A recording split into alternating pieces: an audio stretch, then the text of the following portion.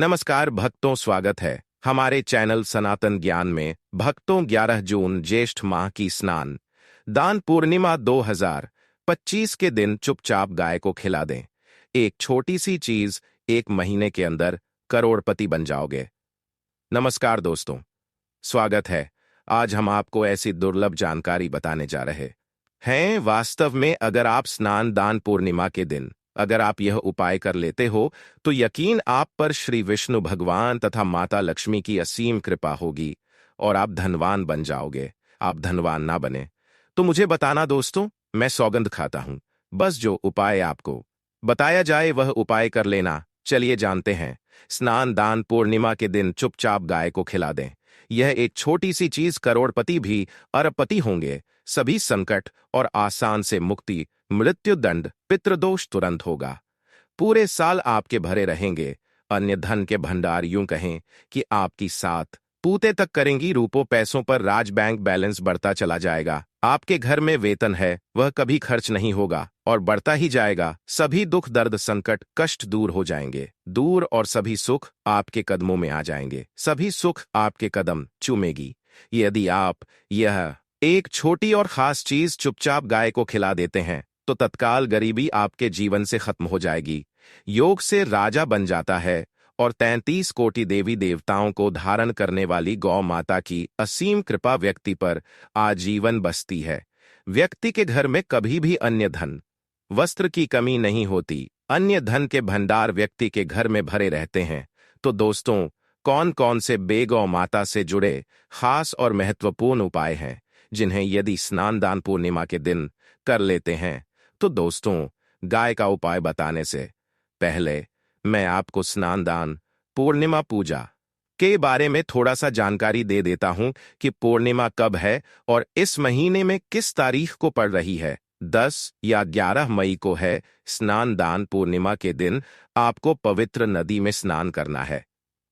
दोस्तों, जिस दिन का इंतजार दुनिया भर के हर पंडित, एस्ट्रोलॉजर और हर हिंदू भाई हैं को रहता है, वह दिन अब आ गया है। दोस्तों, आपकी जानकारी के लिए बता दें, हिंदू धर्म में बहुत सी पूर्णिमा आती है, पर इस बार की स्नान दान पूर्णिमा बहुत ही दुर्लभ सहयोग में पड़ने से किसका महत्व बहुत अधिक बढ़ चुका है।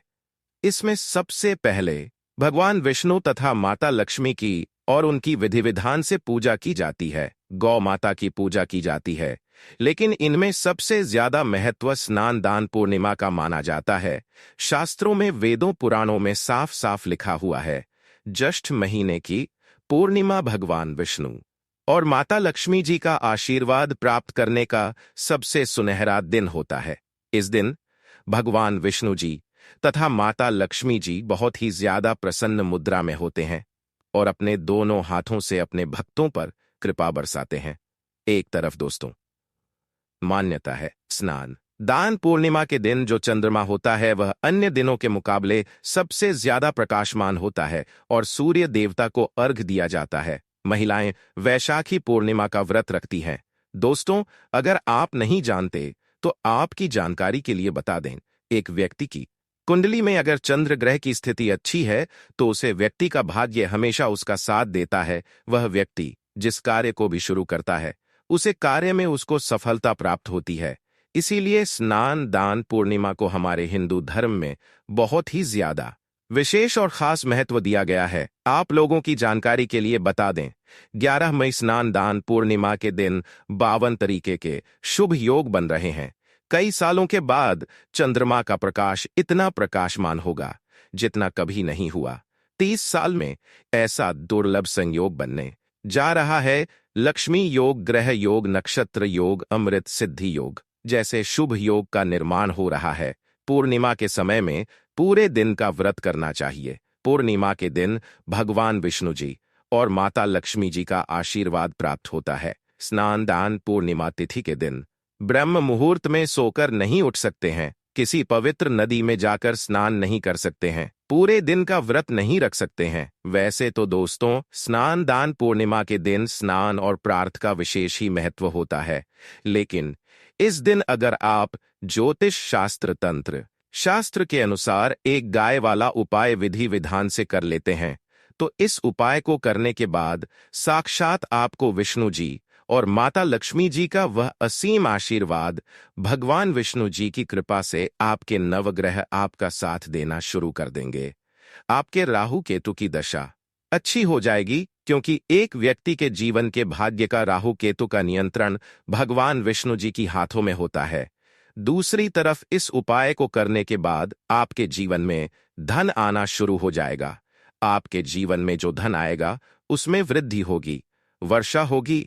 आपको अपने जीवन के समस्त प्रकार की आर्थिक कष्टों से मुक्ति मिल जाएगी, क्योंकि दोस्तों, अगर माता लक्ष्मी जी एक व्यक्ति को आशीर्वाद देती है, उस व्यक्ति को करोड़पति बनने से दुनिया की कोई भी ताकत नहीं रोक सकती है।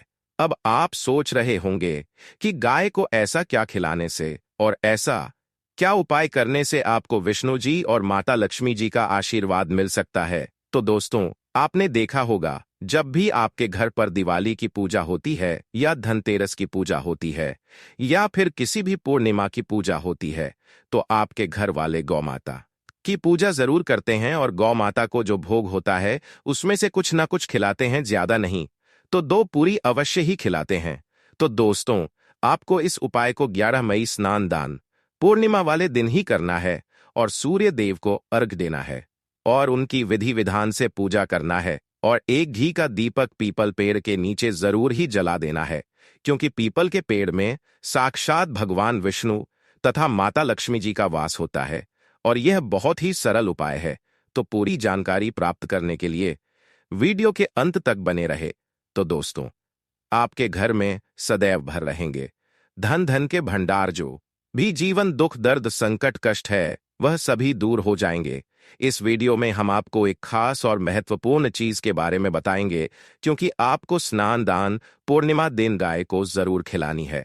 तो दोस्तों, अपने फायदे के लिए पूरा वीडियो देखना।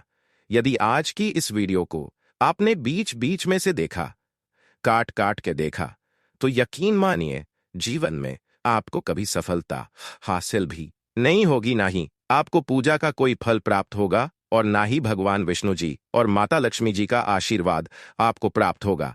तो वीडियो को पूरा जरूर देखें, क्योंकि इस वीडियो में आपको गौ माता से जुड़े उपाय के बारे में बताने वाले हैं, जिन्हें करने से आपके जीवन के जो भी दुख दर्द संकट है या कामयाबी होने में कोई बाधाएं आ रही है, सभी से छुटकारा मिलने वाला है। गर्मियों में गाय को गोदना खिलाए। अनेक देवी देवताओं को अपने शरीर पर धारण करने वाली गौ माता से जुड़े कई शुभ और अशुभ संकेत भी होते हैं।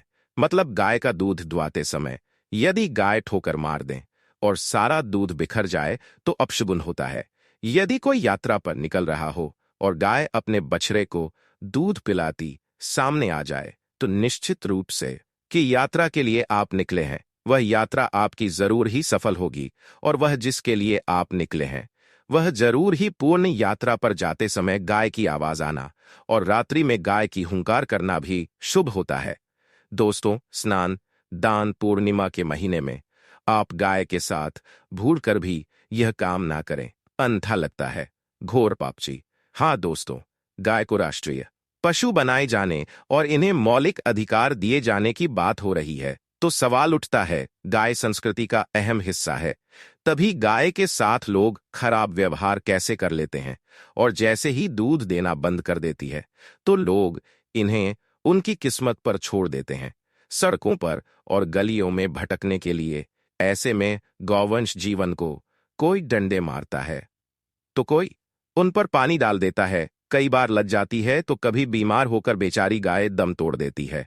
ऐसे में जरूरत है इन बातों को जानने की गाय को लेकर शास्त्रों में क्या कहा गया है, आपको कैसा व्यवहार करना चाहिए। क्या दोस्तों, गाय को कभी भी मारना पीटना नहीं चाहिए। शास्त्रों में गाय को माता का दर्जा दिया गया है। गाय को मारने वाला माता को मारने पीटने वाले के समान पाप का भाग्य समझा जाता है। नरक लोक में वर्षों तक कष्ट भोगना पड़ता है। अगले जन्म पशु योनि में मिलता है कि गौतम मुनि ने गलती से गाय को डंडा मार दिया था, जिस गाय की मृत्यु हो गई थी, और इस पाप से मुक्ति के लिए इन्हें वर्षों तक तपस्या करनी पड़ी। भगवान श्री कृष्ण जी ने बैल स्वरूप में आए वृद्ध आश्रम का वध कर दिया था, जिससे मुक्ति के लिए भगवान श्री कृष्ण को संपूर्ण तीर्थ को एक कुंड में बुलाना पड़ा और इस कुंड में स्नान से वह पाप मुक्त हो गए थे। यह दोस्तों साथ ही साथ पानी पी रही गाय को भागते हैं, वह घोर पापी के भंग बनाकर होते हैं। ऐसे लोग घर आपसे मुक्त होकर स्वर्ग पाए जाते हैं और बड़े ही धनवान कल में जन्म लेकर सुख भोगते हैं। और साथ ही साथ आराम कर रही गाय को कष्ट देकर कभी भी उठाना नहीं चाहिए। वह जन्म में किए गए जाने अनजाने में पापों से मुक्ति हो जाती है और गोलोक में स्थान पाते हैं। गाय को डंडा मारकर उठना, पानी डालकर उठाने से मनुष्य पाप का भागी बनता है और अगले जन्म में उसे दर दर भटकना पड़ता है। और साथ ही साथ शास्त्रों में बताया गया है, जो लोग गाय की सेवा करते, उनका भोजन खिलाते हैं और उनकी परवरिश अच्छी तरह से कहते हैं, तो वह लोगों के जीवन की सभी इच्छाएं पूर्ति होती हैं। गाय के बछड़े से बचा हुआ दूध ही मनुष्य को लेना चाहिए, परंतु कुछ लोग एक बार गाय को धो लेने बाद फिर से बछड़े के लिए बचा हुआ दूध भी धो लेते हैं। ऐसा करना घोर पाप कहा जाता है। ऐसे दूध को धोने वाला और ग्रहण भी बन जाते हैं दोस्तों। साथ ही साथ शास्त्रों में कहा गया है कि गौवंश मतलब गाय और बैल के पीठ पर नहीं बैठना चाहिए। उनका पीठ पर बैठने से महापाप लगता है। ऐसे लोगों को नरक की यात्रा भोगनी पड़ती है। एकमात्र देव के अंश के उत्पन्न नदी ही गौवंश है, जिस पर स्वयं महादेव और महादेवी सवारी करती हैं, क्योंकि नंदी ने स्वयं अपनी इच्छा से महादेव स्वीकार किया था। और साथ ही साथ शास्त्रों में गाय के दान को बहुत ही महत्व दिया गया है, परंतु ऐसी गाय का दान कभी नहीं करना चाहिए जो बूढ़ी और बीमार हो। कठोपनिषद में नचिकेता की कथा भी इस संदर्भ में है कि जिस नचिकेता ने पिता द्वारा बूढ़ी गाय को दान करने पर आपत्ति जताई थी। दूध देने वाली और बछड़े सहित जो लोग गाय का दान करते हैं, वह महान पुण्य को हासिल करके स्वर्ग में स्थान पाते हैं।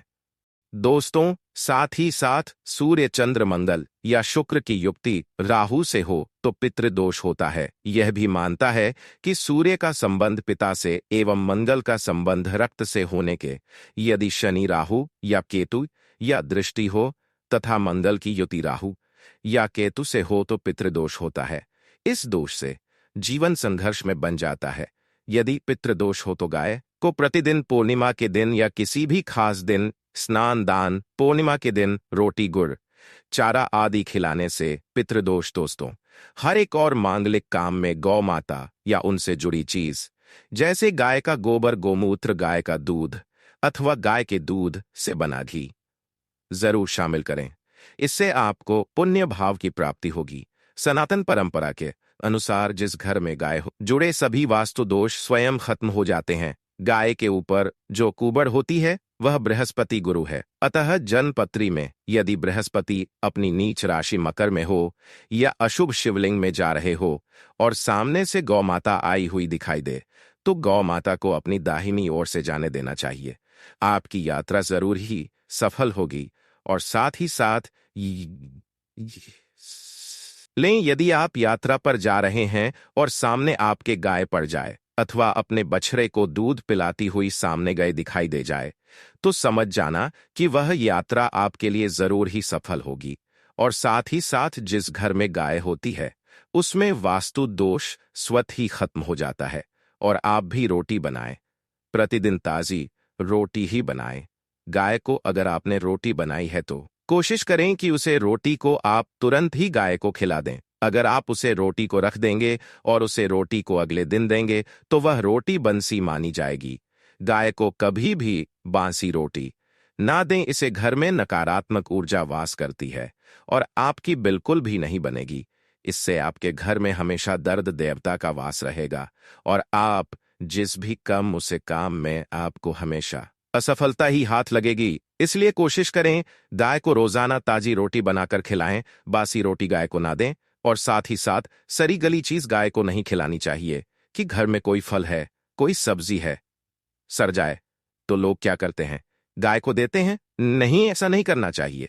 ऐसा करने से यदि आप गाय को खिलाते हैं तो और आप आपके भाग्य बन जाते हैं। और साथ ही साथ आप आटे की 11 लोई यहां बनाकर उनके ऊपर हल्दी लगा के इसके बाद गाय को खिलाएं। हर एक लोही को मिला दें। माता गाय की आप चरणों की स्पर्श करें। या दोस्तों, ऐसा करने से आपके समस्त काम बनने लगेंगे। जो 2 हक का समय चल रहा है वह भी खत्म होगा। आपके जीवन में खुशियां ही खुशियां होंगी। और एक बार आप 7 बार गाय की परिक्रमा भी कर लें तो आपके समस्त दुख दर्द कम होंगे। और साथ ही साथ आप गाय को जब भी रोटी दें, रोटी पर या तो आप थोड़ी हल्दी लगा लें, अगर अच्छा ना हो तो आप थोड़ा रख सकते हैं, थोड़ा घी रख सकते हैं। या दोस्तों, गाय को कभी भी सूखी रोटी ना खिलाएं। सूखी का मतलब गए रोटी रखें, उसे पर कुछ ना कुछ रख कर खिलाए। हल्दी रख ले, मिश्री की या जो भी रख ले, मतलब खाली रोटी नहीं खिलानी। इस बात का जब भी आपको शुभ फलों की प्राप्ति होगी। जी हाँ दोस्तों, उपाय कुछ बातें जिन्हें आपको ध्यान में जरूर रखना चाहिए। या दोस्तों, वीडियो अच्छी लगी हो वीडियो को लाइक करें।